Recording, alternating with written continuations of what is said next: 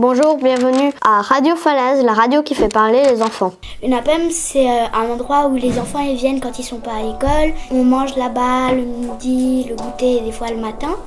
Et puis on peut faire des activités, les adultes qui s'occupent de nous. Donc ici on a l'APEMS des Falaises, on a une capacité d'accueil de 72 enfants. On accueille des enfants qui fréquentent l'établissement scolaire de la Sala. Ils sont entre la 3 et la 6B.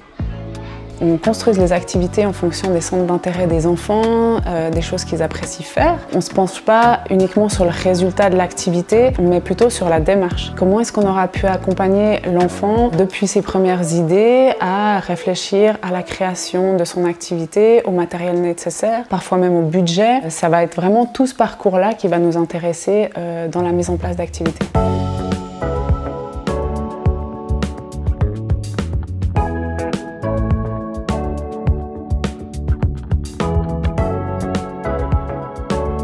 J'ai commencé parce que j'avais pas vraiment de copains avec qui jouer une fois. Et j'ai vu une place, donc je me suis inscrite. J'avais ma gourde dans les mains et je rigolais à interviewer les enfants comme ça. Je leur demandais un peu ce qu'ils pensaient de l'APEMS et puis on a rigolé un peu là-dessus. Puis au bout d'un moment, j'ai dit mais ça serait drôle qu'on ait une radio en fait aux Falaises. Et puis du coup, on a fait une première émission où il y avait 4 enfants. Moi j'aime bien faire des podcasts parce que je trouve que c'est cool qu'on puisse dire plein de choses qu'on pense sur ce qui se passe à l'école, à l'APEMS et dans la vie en général. Et je trouve ça cool qu'il n'y ait pas de juste et de faux. Un moment à eux où ils peuvent parler, où ils sont écoutés, où ils ne sont pas censurés et puis où les adultes doivent vraiment, pour une fois, les écouter. Chaque enfant va pouvoir développer des compétences relationnelles et sociales, va pouvoir prendre sa place dans le groupe et son identité. Les enfants qui cassent les jouets, on a juste à prendre de la meilleure qualité, très dure. L'argent, on la trouve où? Elle tombe du ciel?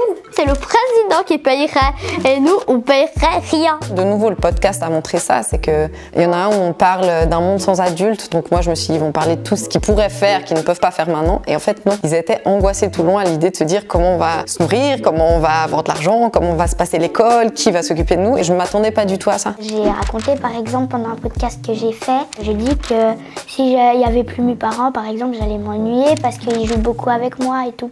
Du coup, oui, en fait, c'est drôle de parler à des enfants et il faut se laisser surprendre parce que souvent, ils nous disent des choses auxquelles on ne s'attend pas.